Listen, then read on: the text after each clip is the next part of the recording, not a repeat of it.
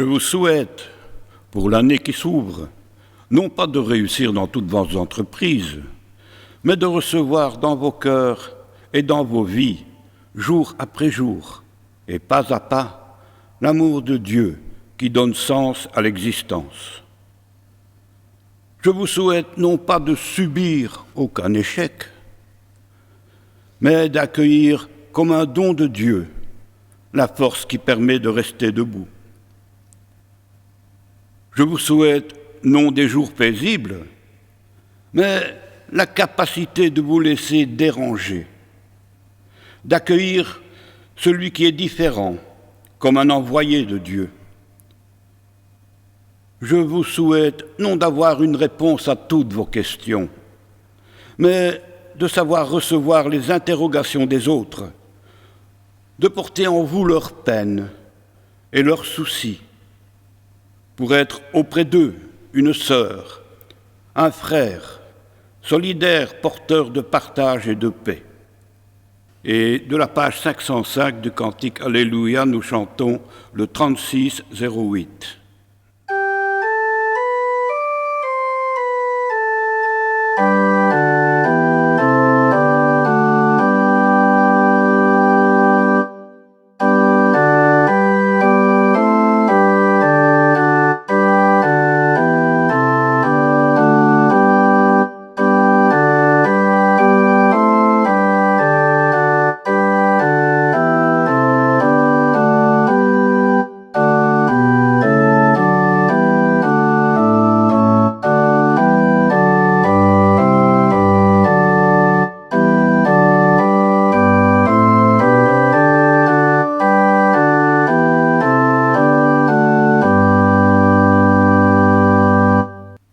Louons le Seigneur.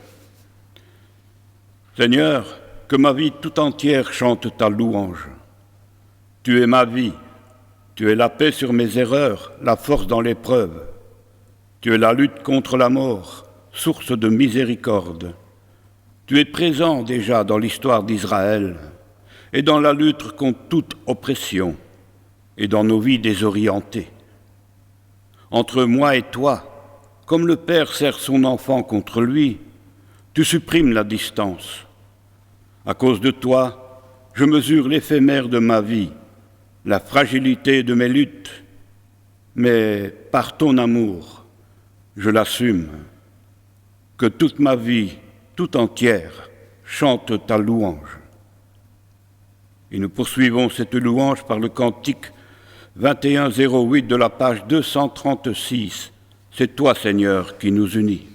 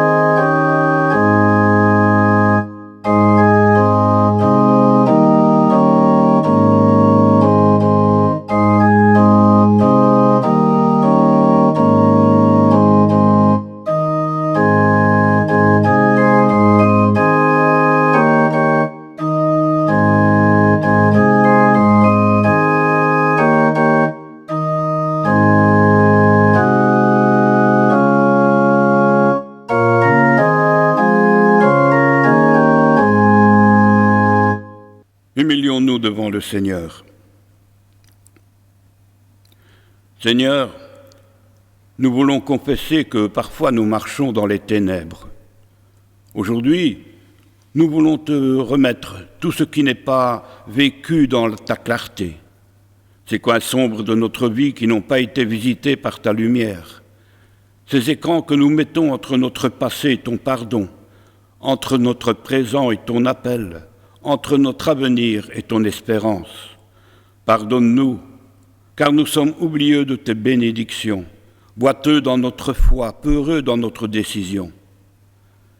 Nous te remettons notre orgueil, à moins que ce ne soit nos craintes qui nous cachent ta lumière et nous empêchent de te faire pleinement confiance. Seigneur, nous nous confions en toi. Tu es une lampe sur notre chemin. Amen. Et recevons les paroles de grâce. Le Seigneur établit parmi nous un ordre nouveau. Ce n'est pas la crainte du châtiment ou le désir d'une récompense qui unit et fait agir, mais la volonté de nous rencontrer au nom de Jésus, son Fils, notre Seigneur. Oui, le Seigneur pardonne toutes nos fautes et son amour nous fait paraître devant lui saint et irrépréhensible. Amen. Et nous chantons du cantique de la page 750, le cantique 47, 19.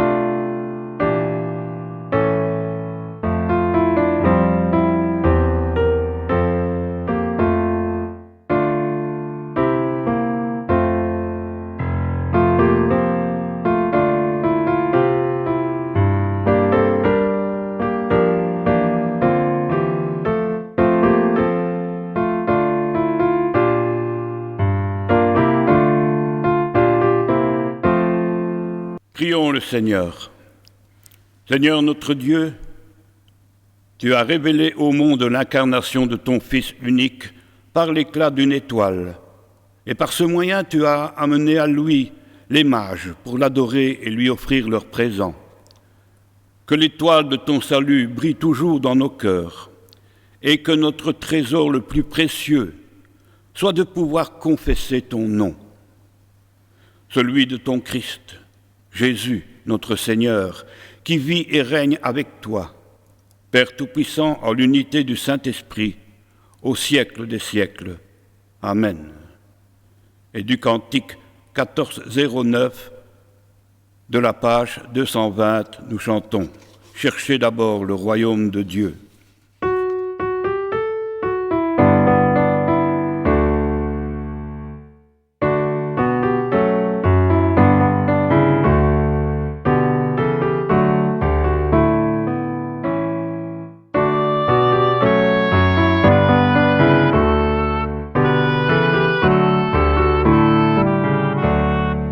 Quelques lectures bibliques. D'abord, une première lecture extraite d'Exode 20, 1 à 17, et aussi de Deutéronome 5.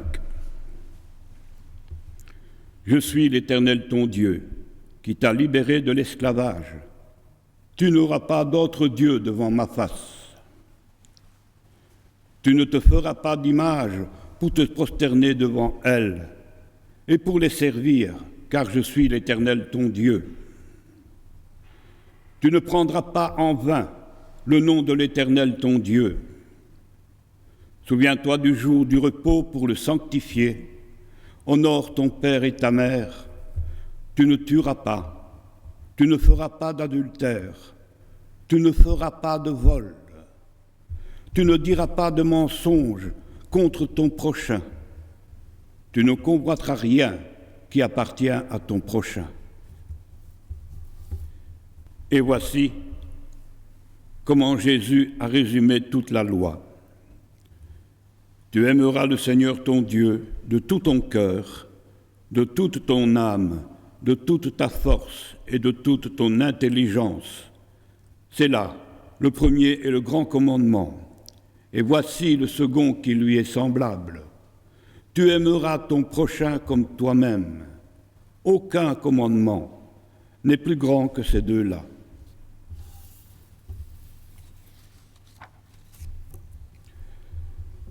Dans Ésaïe, au chapitre 43, les versets 16 à 19. Ainsi parle l'Éternel, qui fraya dans la mer un chemin, et dans les eaux puissantes un sentier, qui mit en campagne les chars et les chevaux, une armée de vaillants guerriers, soudain couchés ensemble pour ne plus se relever, anéantis, éteints comme une mèche. Ne pense plus aux événements passés et ne considère plus ce qui est ancien. Voici, je vais faire une chose nouvelle sur le point d'arriver. Ne le connaîtrez-vous pas? Je mettrai un chemin dans le désert et des fleuves dans la solitude. Dans l'évangile de Marc, au chapitre 1er, les versets 2 à 8. Selon ce qui est écrit dans Ésaïe, le prophète, « Voici, j'envoie devant toi mon messager qui préparera ton chemin. » C'est la voix de celui qui crie dans le désert, « Préparez le chemin du Seigneur, aplanissez ses sentiers. » Jean parut, baptisant dans le désert et prêchant le baptême de repentance pour la rémission des péchés. Tout le pays de Judée et tous les habitants de Jérusalem se rendaient auprès de lui, et confessant leurs péchés, ils se faisaient baptiser par lui dans le fleuve du Jourdain. Jean avait un vêtement de poil de chameau et une ceinture de cuir autour des reins. Il se nourrissait de sauterelles et de miel sauvage. Il prêchait, disant, « Il vient après moi celui qui est plus puissant que moi.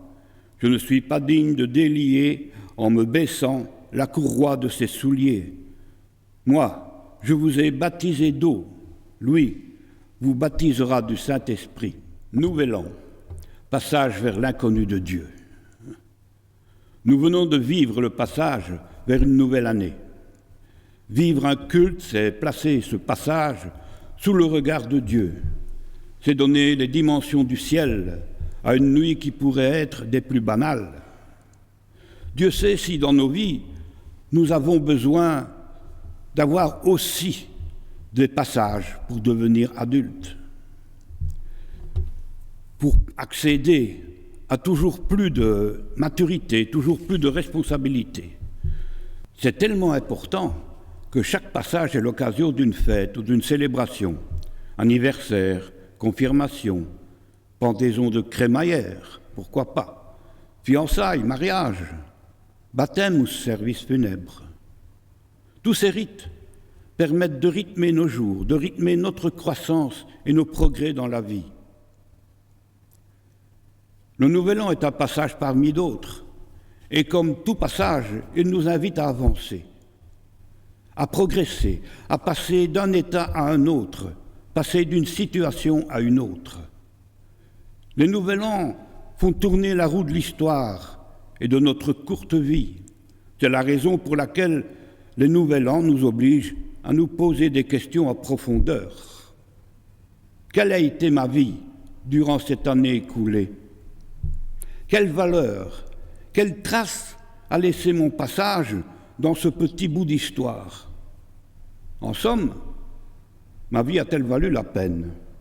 A-t-elle été réussie? De quoi l'ai-je rempli? L'ai-je nourri? Ou l'ai-je gavé d'activités inutiles? Comment ai-je mis à profit le temps qui a passé? Quelles valeurs ont déterminé mes actes et mes décisions? Qui ai-je oublié? De qui me suis-je détourné? Avec qui me suis-je fâché? Qui ai-je perdu? Mais aussi, qu'ai-je construit? Qu'ai-je inventé? Qui ai-je rencontré? Combien d'amis sont venus grossir la liste des personnes qui comptent pour moi? À l'heure où toutes les entreprises, les associations, les sociétés font leur bilan, nous aussi, nous sommes invités à faire le bilan de notre existence dans cette année écoulée. Et nous sommes invités à faire mémoire, à nous souvenir. C'est d'ailleurs ce à quoi nous invitent les médias par leurs différentes rétrospectives de 2020. Ce qui m'a frappé, c'est que ce sont surtout des bouleversements qui occupent le devant de la scène, et notamment cette pandémie qui nous touche et qui touche le monde entier. Je sais bien sûr que dans le monde des médias, les événements dramatiques font monter l'audimat, mais il y a aussi certainement une autre raison. Et cette raison, je me demande si elle n'est pas liée paradoxalement à notre besoin d'espoir pour l'avenir. Peut-être est-il bon parfois de regarder en arrière, l'année écoulée, et de voir tout ce qui ne s'est pas bien passé. Pour en tirer les leçons, bien sûr, mais pour changer. Voir le mal pour espérer le meilleur, voir notre monde au seuil de l'année nouvelle, pour espérer le royaume de Dieu. Mais espérer un changement, c'est aussi accepter de se déplacer soi-même, de changer. C'est accepter de se lancer dans ce qui, a priori, n'a peut-être rien d'engageant. Grandir n'est pas toujours facile, mais avec Dieu, chaque coup, chaque obstacle, chaque difficulté peut devenir une occasion de grandir, de mûrir, de prendre une forme plus humaine. Chaque difficulté de notre vie est une porte fermée dont Dieu a la clé. La clé qu'il tient à notre disposition, clé qu'il nous fait découvrir dans la prière et dans le discernement. Cette clé ne nous est pas cachée par Dieu. Dieu n'est pas un Dieu sadique. La clé est là sous nos yeux, sous nos mains. Mais nous réchignons bien souvent à l'utiliser. Nous refusons de croire qu'elle est là. Parfois, nous préférons subir une situation difficile, mais que l'on connaît, plutôt que de nous risquer à ouvrir une porte et franchir un seuil dont on ne sait pas où il va nous conduire. L'inconnu fait peur.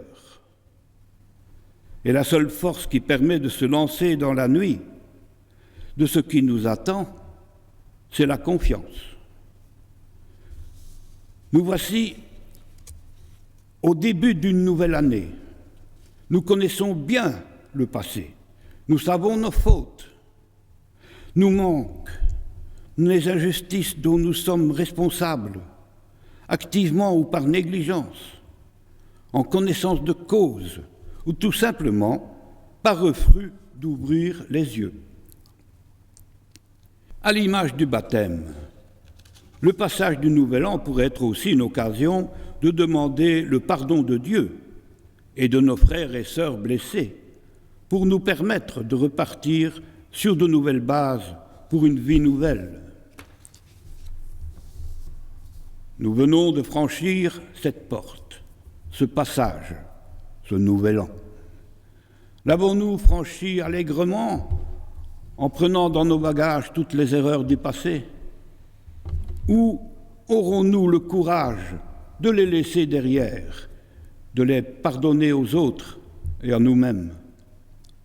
Sommes-nous prêts à nous lancer en quête du royaume, en quête d'une vie pleinement réussie? Le passage du Nouvel An est bien sûr celui des bonnes résolutions. Ces bonnes résolutions font sourire ou ricaner les plus désabusés. Mais en tant que chrétiens, nous sommes appelés à vivre ce que certains appellent, par dérision bien sûr, l'utopie de Dieu, l'utopie du royaume de paix et de justice. Nous sommes appelés par Dieu à construire son royaume. Alors que tout pousse à croire que c'est parfaitement inutile et irréaliste. C'est pourtant la force du chrétien. Viser ce rêve, même si on croit qu'on ne l'atteindra jamais, parce qu'un jour, Dieu accomplira sa promesse de royaume. Pour le chrétien, la perspective du royaume de Dieu est une force pour vivre chaque passage dans une dynamique d'espérance et de confiance. La perspective du royaume de Dieu est chaque fois une invitation à prendre en main sa vie, à mettre la main à la pâte pour que le monde devienne meilleur. Alors, ne ridiculisons pas l'utopie et l'idéal que prônent les bonnes résolutions. Elles pourraient d'ailleurs commencer par le fait de reconsidérer notre rapport aux 10 commandements que nous avons lus précédemment et notre rapport à la loi du Christ. Aime Dieu et ton prochain comme toi-même. Parce que c'est de nous que dépend la qualité du passage à l'année nouvelle. Nous devons le placer sous le regard de Dieu. Que ce ne soit pas qu'un simple chiffre qui change, mais que notre monde change, que notre personne change sous le regard de Dieu. Vivre un passage, c'est oser quitter ce que l'homme ne connaît que trop bien pour se lancer avec foi, c'est-à-dire avec confiance et espérance, vers l'inconnu de Dieu. Amen.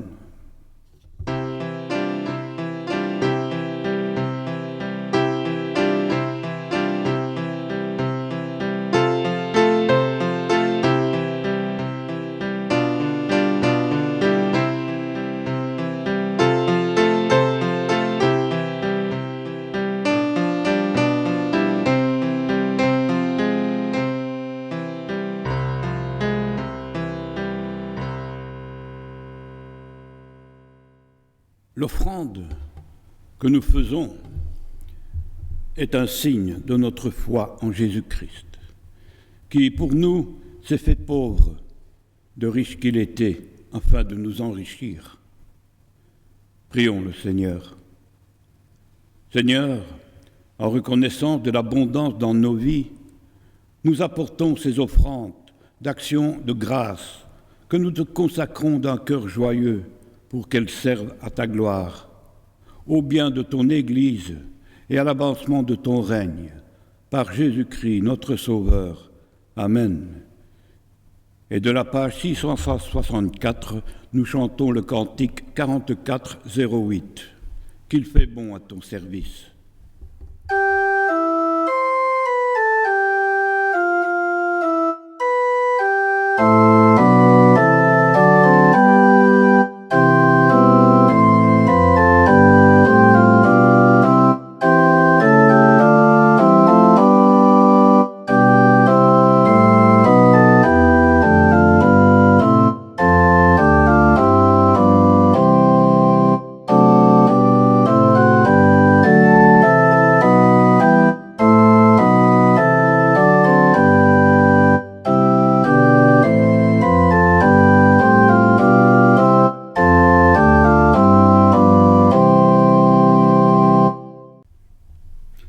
Intercédons près de notre Père.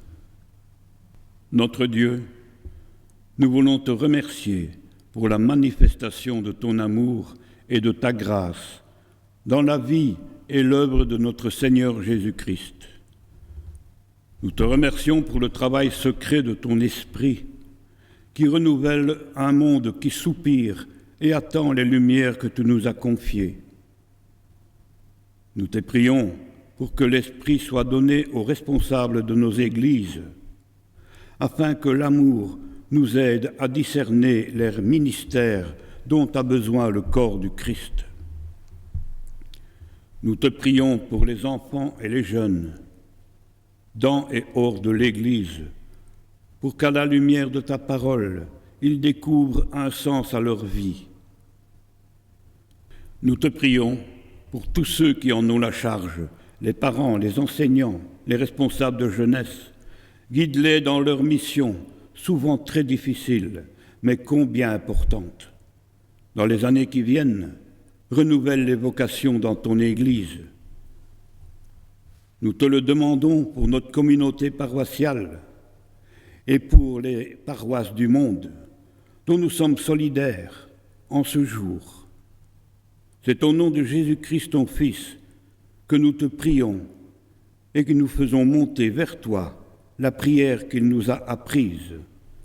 Notre Père qui es aux cieux, que ton nom soit sanctifié, que ton règne vienne, que ta volonté soit faite sur la terre comme au ciel. Donne-nous aujourd'hui notre pain de ce jour. Pardonne-nous nos offenses, comme nous pardonnons aussi à ceux qui nous ont offensés. Et ne nous soumets pas à la tentation, mais délivre-nous du mal, car c'est à toi qu'appartiennent le règne, la puissance et la gloire, pour les siècles des siècles. Amen. Chers frères et sœurs, prenez bien soin de vous. Je vous invite à garder le contact les uns avec les autres par un appel téléphonique, un email ou un courrier. Je pense tout particulièrement aux personnes isolées, aux malades et à toutes les personnes qui vivent des moments difficiles. N'hésitez pas à contacter un membre du consistoire en cas de besoin. Nous sommes à votre écoute. Toutes les coordonnées des responsables se trouvent sur notre site Internet. En tant que trésorière, je vous rappelle que vous pouvez verser votre offrande sur le compte bancaire du consistoire. Ce dernier s'affichera sur votre écran. Vous pouvez également effectuer un ordre permanent. Que le Seigneur vous garde durant toute cette semaine. Gloire soit à Dieu. Recevez l'exhortation et la bénédiction finale. Allez comme des gens qui attendent l'aurore, puis le jour qui ne finit plus. Allez simples comme des enfants, prudents comme des sages. Allez et ne tremblez pas. Allez pour aimer la terre, avec au fond de vous l'éclat secret d'un amour. Allez, prenez part au semail, entrez dans la moisson, n'oubliez pas de chanter. Que le Seigneur vous bénisse et vous garde. Allez dans la joie et dans la paix. Amen. Et de la page 507, nous chantons le cantique 36, 10. Que la moisson du monde est grande.